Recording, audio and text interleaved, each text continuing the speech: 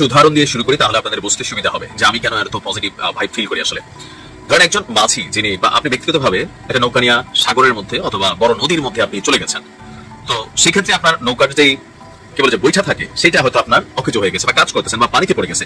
তো ওই মুহূর্তে আস্তে আস্তে আপনার নৌকাটা ডুবতে শুরু করেছে। প্রথমে আপনি নৌকাকে ধরে বাঁচার চেষ্টা করবেন, এরপর যখন কোনো কিছু না পাবেন, নৌকাটা ডুবে যাচ্ছে, আপনি দেখতেছেন যে সামনে থেকে একটা কচুরিপানার ঝাঁক আসতেছে ভেসে ভেসে, আপনার অবচেতন মন সর্বশেষ ওই কচুরিপানার ঝাঁকটাকে ধরেও বাঁচার চেষ্টা করবে। কিন্তু বস্তুত হচ্ছে কচুরিপানার এই ঝাঁক আপনাকে বাঁচাইতে পারবে না, আপনি এটাকে নিয়েই ডুববেন।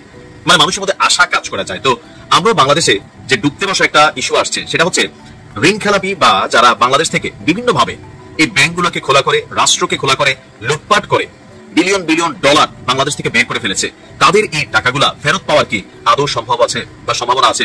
এই ইন্টারিম আসার পর আমরা ভাবছিলাম যে না, এইবার সম্ভবত আপনার এই টাকা পয়সাগুলো আসবে, বিভিন্ন দেশের মধ্যে আমাদের অ্যাক্টিভিটিস দেখতেছিলাম। বাট এবার ডক্টর ইউনূস যে জায়গায় হাত দিয়েছেন, যদি তারা কথা রাখে তাহলে ডক্টর ইউনূস সফল হবেন। যদি তারা কথা রাখে, কারা? বিশ্ব ব্যাংক। পাচারকৃত অর্থ, বাংলাদেশ থেকে যে অর্থ পাচার হয়ে গেছে সারা পৃথিবীতে, সেই টাকাগুলোকে বাংলাদেশে আবার ফিরিয়ে আনতে এবার বিশ্ব ব্যাংকের সহায়তা চেয়েছেন ডক্টর ইউনূস। সেখানে বিশ্ব ব্যাংকের যিনি মানে এমডি ছিলেন বা আরো যারা ঊর্ধ্বতন প্রতিনিধি আছেন, জাতিসংঘের যে প্রোগ্রাম চলছে সেই প্রোগ্রামের ফাঁকে তিনি তাদের সাথে বৈঠক করেছেন, এমনকি বাংলাদেশ থেকে গেল বেশ কয়েক বছরে যে টাকাগুলো লুটপাট হয়ে পাচার হয়েছে সেই টাকাগুলো তিনি ফেরানোর জন্য বিশ্ব ব্যাংকের সহায়তা চাইছেন। এখন বিশ্ব ব্যাংকের কি ক্ষমতা আছে? অবশ্যই আছে। বিশ্ব ব্যাংক সারা পৃথিবীকে লোন দেয়, ঋণ দেয়। তো বাংলাদেশের টাকাগুলো বেসিক্যালি যে কয়েকটা দেশে যায় সেখানে বিশ্ব ব্যাংকের কার্যক্রম আছে। তো বিশ্ব ব্যাংক যদি সেই দেশের সরকারকে বলে যে দেখো, তোমাদের দেশে বাংলাদেশ থেকে যে টাকাগুলো আসছে অথবা রহস্যজনক লেনদেন আছে কোনো বাঙালিদের অ্যাকাউন্টে, তো সেই ক্ষেত্রে এই অ্যাকাউন্টটাকে তোমরা সিজ করো, অথবা বাংলাদেশ সরকারের যে অর্থ এবং গোয়েন্দা ডিপার্টমেন্ট আছে পাচারকারী সংস্থাগুলোর সাথে, তো তাদের সাথে তোমরা কমিউনিকেশন করো, করে তাদের টাকাগুলো ফেরত দাও। দেখা যায় ডক্টর ইউনূসের এই যে ওয়ার্ল্ড ক্লাস ফেস যদি এই মুহূর্তে বাংলাদেশের মানুষের কাছে পৌঁছে গেছে, এই কাজটা করে অন্তত আরেকটু যদি পজিটিভ একটা ভাইব তৈরি করতে পারে। ওইখানে অনেকেই কমপ্লেইন করছে, মানে অভিযোগ জানাইছে ওনারা ঢাকা থেকে যখন রওনা দিছে তার আগেই, যে এখানে একজন নেতা আছে টেরোরিস্ট নেতা, মানে উনি টেরোরিস্ট। এই যে এনসিপি শেখ হাসিনাকে তাড়াইলো না, শেখ হাসিনা বলে না যে জঙ্গি অ্যাটাক হয়েছে বাংলাদেশে, জঙ্গিরা তাকে সরাইছে, ওই আওয়ামী লীগের ওরা টেলিফোনে মানে মেসেজ কইরা ওই বিমানবন্দরে পাঠাইছে যে এই বিমানে একজন টেরোরিস্ট আসতেছে, তার নাম আখতার হোসেন। এরকম কথাও শোনা যাচ্ছে এখন, যার কারণে ওইখানে 20-25 মিনিট দেরি হয়েছে। অনেকে বলতেছে ডক্টর ইউনূস স্যার কেন ওনাদেরকে ফেলে চলে গেল। আরে ভাই, আপনাদের একটা কথা বুঝতে হবে, ডক্টর ইউনূস স্যার হচ্ছে জাতিসংঘের মেহমান, হ্যাঁ, আর ওনারা হচ্ছে ডক্টর ইউনূস স্যারের মেহমান। এখন ওনার পাসপোর্ট নিয়ে কি ঝামেলা হয়েছে না হয়েছে, এটার জন্য তো আমাদের দেশের অ্যাম্বাসেডর ছিলই, ওনার লোকজন তো ছিলই এখানে, উনি কেন এখানে দাঁড়ায় থাকবে? ওনাকে তো ভিভিআইপি দিয়ে নিয়ে চলে গেছে, আর ওনাদেরকে নিয়ে যাবে আলাদা একটা ইউনিট, ওদেরকে রাখা গেছে। আর ওই ঝামেলা শেষ করতে করতে 20-25 মিনিট হয়েছে, এর মধ্যে ওনারা বাইরে। স্যার বাইরে হওয়ার পর কি ঘটনা ঘটছে, কি ঘটনা ঘটছে ওটা তো আপনারা দেখছেনই। দেখেন এতে লাভ হলো কার? হ্যাঁ, কার লাভ হলো আপনারা বুঝতে পারছেন কিছু? দেখেন জাতিসংঘের এই অধিবেশনে যোগ দেওয়ার জন্য শুধু বাংলাদেশ থেকে গেছে না, আরো 100টা দেশ থেকে তো গেছে। তার মানে কি সব দেশের মিডিয়া ওইখানে ছিল। এখন এই ডিম মারার ঘটনাটা সমস্ত মিডিয়ায় আসছে। মিডিয়ায় কি আসলো? যে আওয়ামী লীগ নামের একটা দল এখানে সন্ত্রাসী কার্যক্রম চালাইছে, এই নিউজটাই তো হইতেছে চারিদিকে। লাভটা কার হইলো তাহলে? আর ওরা যদি ওইখানে দাঁড়ায় দাঁড়ায় দেশের জন্য স্লোগান দিত, শেখ হাসিনার জন্য স্লোগান দিত, তাহলে একটা পজিটিভ কিছু পাইতো ওরা, তাই না? তাহলে কিন্তু আওয়ামী লীগের জন্য ভালো হইতো। কিন্তু ভালো হয়নি কেন? বাংলাদেশের পতাকা হাতে নিয়ে ওই তাসলিম জারাকে যে গালিগুলা দিতেছিল, ওই গালিগুলা দিয়ে দিলেন আপনি আপনার পরিচয়টা তো বহন করতেছে এই পতাকার মধ্যে। বাংলাদেশের পতাকা নিয়ে আপনি ডিম মারতেছেন, তার মানে কি বাংলাদেশের মানুষ হিংস্র, এই বার্তাটাই তো দিলেন চারিদিকে। দেখেন এই ডিম মারাটা এখনো কিন্তু চলতেছে, ডিম মারা কিন্তু এখানে আরম্ভ হয়েছে, এটা বাংলাদেশেও চলতেছে। যারা যারা ডিম মারছে তাদেরকে তো দেখা যায়, একটু আগে বললাম না, এখন কানে শোনার চোখ না তো চোখেও দেখা যায়। যারা যারা ডিম মারছে তাদেরকে দেখা দেখা স্লো মোশনে ফ্রিজ কইরা কইরা তাদের ছবি নিয়ে ভাইরাল কইরা দিতেছে। আর যারা ডিম মারছে তাদের বাসায় যায় দেশপ্রেম নাগরিকরা কি করতেছে জানেন? ডিম ছুঁড়া মারতেছে, ইট পাথর না ভাই, ডিম ছুঁড়া মারতেছে তাদের দেওয়ালে জানালায়, এবং চিহ্নিত করে যাইতেছে ডিম দিয়া যে এই বাড়ির একটি ছেলে আমেরিকা আমাদের দেশের জুলাই অভ্যুত্থানের সৈনিকদেরকে অপমান করছে, ডিম মারছে। এখন এতে কি দাঁড়াইছে জানেন? যারা ডিম মারছিল এদের 2-4 জন আবার ইউটিউবে এসে বলতেছে, ফেসবুকে এসে বলতেছে, না না আমি ডিম মারি নাই, আমি শুধু দৌড়াইছি, আমি কোনো কর্মকর্তা না, আমাকে আমার এক ভাই নিয়ে গেছিল এয়ারপোর্টে, যার জন্য আমি গেছি। মানে ভয় পাইছে, মারছে ওইখানে, এফেক্ট হয়েছে তার বাড়িতে। তবে আমি বলবো ভাই, কারো বাড়িতে অ্যাটাক করবেন না, ওই যে ডিম ছুঁড়া মারছেন ওইটাই ঠিক আছে। তবে ভবিষ্যতে যে যাবেন আবার, হ্যাঁ আমি জানি না আবার আপনাদেরকে নিয়ে যাবে কিনা, 5-6 মাস তো দেরি আছে, 5-6 মাসের মধ্যে আবার হয়তো কাউকে কাউকে নিয়ে যাবে। এবার যদি আপনারা যান, যারা যাবেন আর কি ডক্টর ইউনূস স্যারের সাথে যাবে কিনা জানি না, হয়তো অনেকে ডিমের ভয়ে যাবে না, যে ভাই ওনার লগে গেলে তো ডিম মারে, তাই না? এই ভয়ে অনেকে যাবে না। কিন্তু আমি বলবো ভয়ের কিছু নাই, টেকনিক খাটাইবেন, মাথায় বুদ্ধি খাটাইবেন, সঙ্গে করে না বাংলাদেশের একটা পতাকা নিয়ে যাবেন। যারা যারা যাবেন এক একটা করে পতাকা নিয়ে যাবেন। এয়ারপোর্ট থেকে বাইরে হওয়ার সময় কি করবেন জানেন? ওই পতাকাটা এই যে এখানে চড়াবেন, কাঁধের উপরে চড়াই দিবেন বা মাথার উপরে রাখবেন এইভাবে, তারপরে বীরের মতো হাঁটতে থাকবেন। কেন বললাম? এখন যদি ডিম মারে আপনাকে, ওই ডিম যা পড়বে কোথায়? লাল সূর্যের উপরে, সবুজ লাল সূর্যের উপরে, মানে বাংলাদেশের পতাকার উপরে ডিম পড়বে। এই যে আখতার হোসেন হাইটা যাইতেছিল, ওর গায়ে যদি বাংলাদেশের একটা পতাকা থাকতো, ওই ডিমটা কোথায় পড়তো? বাংলাদেশের বুকে পড়তো। আর তখনই তারা হাইরা যাইতো, হ্যাঁ, আর তখনই তাদেরকে নিয়ে সবাই ছি ছি বলতো, হাই হাই হাই কি করলি এটা আওয়ামী লীগ, তোরা বাংলাদেশের গায়ে ডিম মারলি। কথাটা বলতো না, যার জন্য বললাম বুদ্ধি খাটাইবেন বুঝছেন? ভাইবেন না কেউ একাই সংসদে চলে যাবে, পারবে না, সবাইকে নিয়েই যাইতে হবে, একা কেউ সরকার গঠন করতে পারবে না, কঠিন হয়ে যাবে ভাই। মির্জা ফখরুল ইসলাম আলমগীর এই চলতি মাসের 4 তারিখে ভারতের একটা অনলাইন পত্রিকা এই সময় সেখানে তিনি একটা সাক্ষাৎকার দিয়েছেন। এই সাক্ষাৎকারে তিনি অত্যন্ত আপত্তিকর এবং বাংলাদেশের সেন্টিমেন্টের বিপক্ষে গিয়ে তিনি সেখানে বক্তব্য উপস্থাপন করেছেন। তাদেরকে তিনি কথা বলেছেন তাদের সাথে, সেই পত্রিকার সাথে।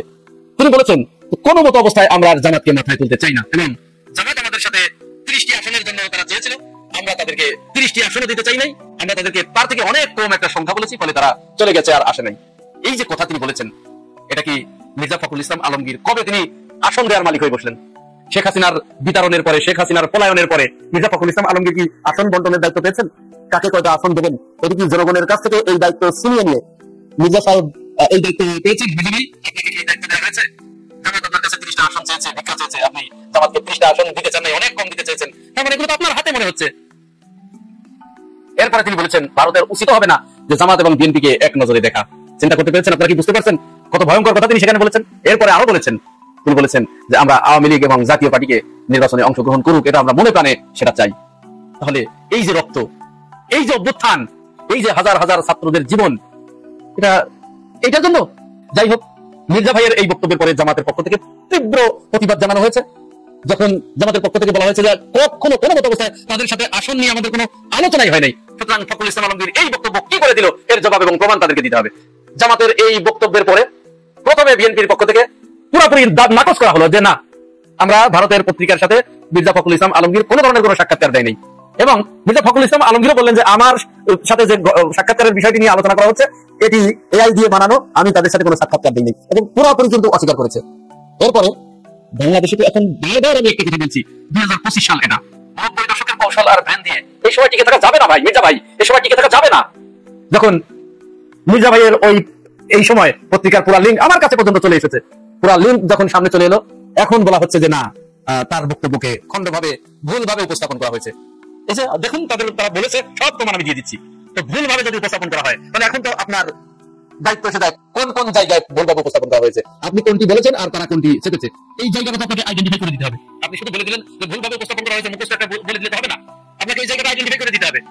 যাই হোক, প্রশ্ন আমার সেটা না, এটাও আমার প্রশ্ন নয়। আমার প্রশ্ন হচ্ছে বিএনপির রাজনীতিতে আন্তর্জাতিক মুখিতা থাকবে, এটি খুবই স্বাভাবিক। প্রত্যেকটা রাজনৈতিক দলের রাজনৈতিক কৌশলের ভিতরে, তাদের দলীয় এজেন্ডার ভিতরে আন্তর্জাতিক মুখিতা থাকতেই হবে, কারণ আন্তর্জাতিক সম্পর্ক এখানে রাখতে হবে। সুতরাং তিনি ভারতের কেন অন্যান্য দেশের পত্রিকার সাথেও সাক্ষাৎকার দিতেই পারেন, এটি অস্বাভাবিক কিছু নয়। কিন্তু আমাদের সন্দেহ জাগে তখন অস্বীকার করা হয়েছে না, আমি দেই নাই, কিন্তু পরবর্তীতে যখন চাপে পড়ে প্রমাণ ডকুমেন্টস যখন সামনে চলে আসে, তখন আবার সেটাকে আরেকটা বয়ান উৎপাদন করার চেষ্টা করা যে ভুলভাবে উপস্থাপন করা হয়েছে। তাহলে এই যে ছলচাতুরির আশ্রয় নেওয়া, এই যে প্রথমে অস্বীকার, পুরোপুরি বেমালুম অস্বীকার, পরবর্তীতে উপস্থাপনের সামনে নতি স্বীকার করে যে ভুলভাবে উপস্থাপন করা হয়েছে, এইখানে কিন্তু সন্দেহটা জানাতে ওঠে যে তাহলে কি ভিতরে ভিতরে তলে তলে অন্য কোনো কিছু ঘটনা ঘটেছে? যদি না ঘটার সম্ভাবনা থাকে, যদি তার সম্ভাবনা না থেকে থাকে, তাহলে অস্বীকার কেন করা হলো? প্রাথমিক অবস্থায় তো বিএনপির পক্ষ থেকে বলা হতো যে এরকম একটা সাক্ষাৎকার দেওয়া হয়েছে, এটি বলার সুযোগ ছিল। আপনি যখন প্রথমে অস্বীকার করেছেন, তখন কিন্তু এদেশের মানুষ এইটাকে আর কোনো অবস্থায় খুব বেশি স্বাভাবিকভাবে নেয় নাই। এরকম কত ভুল করবেন আপনারা বলেন তো? আমরা বিএনপির কাছ থেকে, বিএনপির মতো একটা দল থেকে, যে দল আগামীতে রাষ্ট্র ক্ষমতা গঠন করতে যাচ্ছে, সরকার গঠন করতে যাচ্ছে বলে আমরা সবাই ধারণা করছি, সেই দলের কাছ থেকে যদি এই ধরনের আচরণ, এই ধরনের ছলচাতুরি আমরা লক্ষ্য করি, তাহলে আমরা কার কাছে যাবো? এমন আরেকটা ঘটনা রাজশাহী বিশ্ববিদ্যালয়ে ঘটেছে। রাজশাহী বিশ্ববিদ্যালয়ের ছাত্র দলের সভাপতি সুলতান আহমেদ রাহি তিনি বলেছেন, রাজশাহী বিশ্ববিদ্যালয়ের নির্বাচন কমিশন প্রশাসন আমাদেরকে ফোন করে জানালেন, আমাকে ফোন করে জানালেন যে বাবারা তোমরা আমাদেরকে বাঁচাও, ছাত্র শিবির আমাদেরকে চারদিক থেকে ঘিরে ফেলেছে, আমাদেরকে বের হতে দিচ্ছে না, ওরা আমাদেরকে মেরে ফেলবে, জানা মেরে ফেলবে, তোমরা আমাকে বাঁচাও।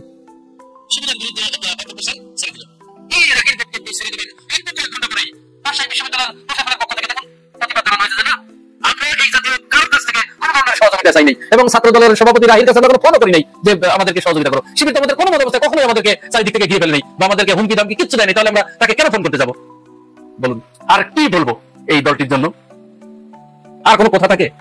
একের পর এক এই ধরনের বিচারিতা, এই ধরনের কাজ করে অস্বীকার, জলজান্ত মিথ্যা উপস্থাপন, এটি বাংলাদেশের জন্য এবং 2025 সালের এই জেন জিদের জন্য, সেই সাথে আমাদের মতো বৃদ্ধদের জন্য অত্যন্ত হতাশাজনক, ন্যাক্কারজনক এবং অত্যন্ত ভিন্ন একটা কাজ। আমি বারবার বলছিলাম জামায়াত বিএনপি একে অপরের মাংস খাবেন না, মাংস খাওয়া বাদ দিয়ে ফেসিজমের বিরুদ্ধে ঐক্যবদ্ধ হন। কথা শুনেন নাই, আজকে হয়েছে, এখন পোস্ট দিয়ে বলছেন, পীরের মতো কথা বলছেন, এতদিন নিজের উপরে পড়ছে, এখন আসছেন, তারপর সময় শেষ হয়ে যায় নাই। Let me make it clear what we are going to do right now.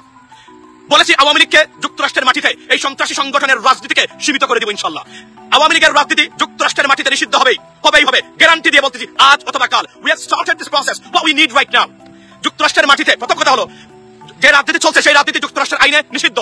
Unless you register yourself as a foreign agent, without doing this one, you should not do any political activities on the soil of the United States. It's completely prohibited. It's never been drawn to the attention of the authority. And what I have done, we are going to do that. Inshallah, Awami লীগের এই সন্ত্রাস যুক্তরাষ্ট্রের white হাউসে গিয়ে land করবে শীঘ্রই। State ডিপার্টমেন্টে তো যাবেই, এটা আমি সেখানে যাচ্ছি ইনশাআল্লাহ। আমি আপনাদেরকে বলছি স্টেট ডিপার্টমেন্টে যাবে, হোয়াইট হাউসে আমরা ল্যান্ড করাবো এই সন্ত্রাসী সংগঠনের কার্যক্রম। ইভেন দো কয়েকটা পদ্ধতিতে যুক্তরাষ্ট্রে আওয়ামী লীগের সন্ত্রাসীদেরকে ব্যান করা সম্ভব, কথা দিচ্ছি।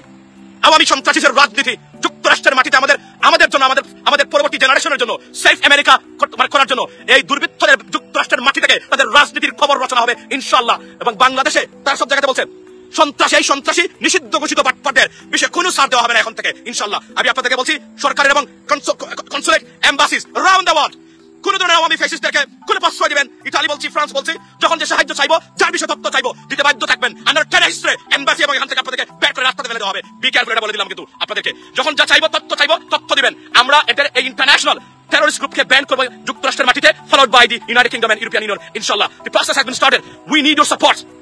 আমরা অলরেডি আমরা পিটিশন করেছি আপনার change.org-এ, অর্থাৎ এই ভায়োলেন্স সন্ত্রাসী কর্মকাণ্ড যুক্তরাষ্ট্রে ব্যান করার জন্য। Please guys, sign the petition. It started from last night. We'll initiate it inshallah. You could see pretty soon. আপনারা এই সহযোগিতাটা করবেন, আর কিছুই আমাদের আপনাদের